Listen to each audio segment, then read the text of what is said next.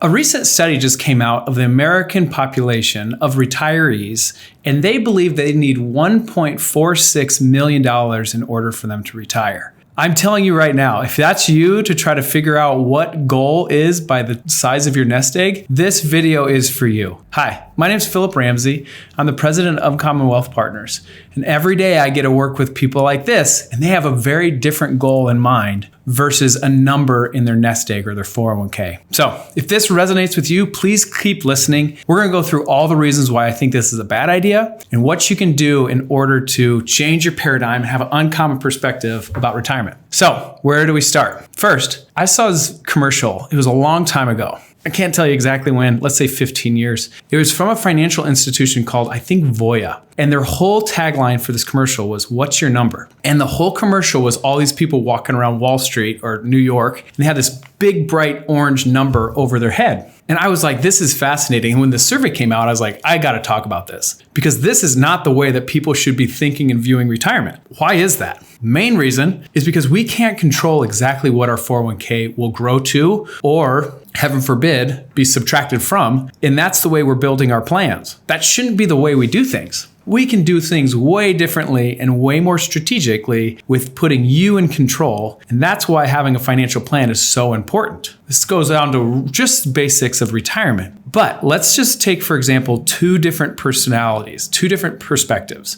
One, you have retiree A, $1.5 million, almost the exact number that they used in this retirement plan study. And then the other one had $700,000. So from immediate onset, the people who think they need $1.46 million would be like, let's do the retiree A. Like that seems way better. And in theory, it might be. But really, when you look down at the cash flow that both retirees need, retiree B is way more conservative and in a better spot. So let's peel back the onion a little bit. So in retiree A, who has $1.5 million of money that he has in his nest egg or her, they need $12,000 per month to live comfortably. That's $144,000 per year. And when you do the math, that withdrawal rate is very high.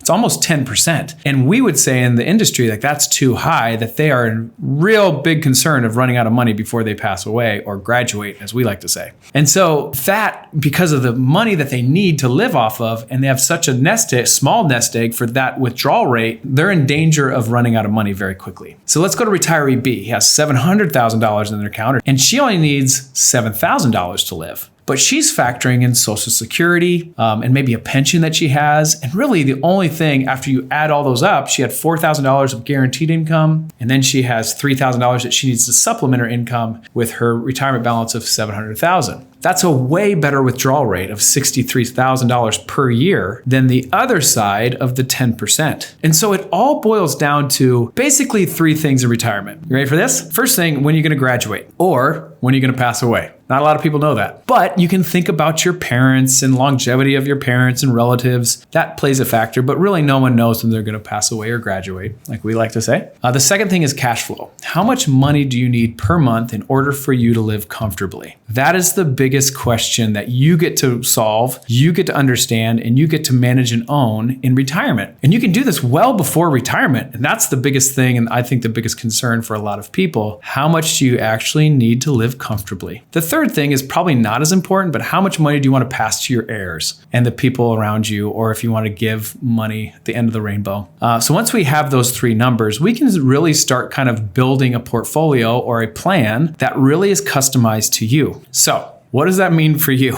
How do you do it? So I would say the guaranteed income of Social Security, and you can have a lot of different theories on if it's going to be there or not. We always plan for it's going to be there. And then if something doesn't happen, we would plan accordingly. But I always tell people, if you think about the highest voters in this country, if somebody tried to get rid of their Social Security, they're probably not going to vote for them. So chances are we're going to have some kind of benefit there. So start with that. We call that your kind of base pay or your ground level of guaranteed income. You take yours, you take your spouse's. And again, a lot of factors come into this play. So if you ever have any questions, please go to uncommonwealth.com and then we'll set a 15-minute consultation. We'll talk through all of this stuff. But once you have your guaranteed income of you and your spouse of Social Security, and you know what the number is, let's say it's $7,000, and you have a guaranteed income Social Security at $3,500, and then your wife has a pension from an old job she has, that's $500. So together, all of that is $4,000 that's coming in. And then you need $3,000 in order to supplement for your retirement. That's what your nest egg now needs to compensate. And then we have to factor in inflation and RMDs and IRMA and health insurance and all these different things. It gets pretty complicated, but back of the napkin just says, what is the gap that you need to cover or have your money that you've saved so hard? How much does that need to cover? That's a way more interesting number than just $1.46 million in my retirement account. Why is that a number? And what do you need monthly in order to live? So if you're listening to this now, you need to figure out what is your gap and what is it that my gap and what does my nest egg need to cover every month? And is it going to handle those things of like, let's say you retire and the market goes down? Super scary. And that is probably the biggest risk for a lot of retirees is that they haven't factored that in. So there's ways around that. There's different strategies that we can implement. But the last thing we want you to do is go be a Walmart greeter, front door greeter. We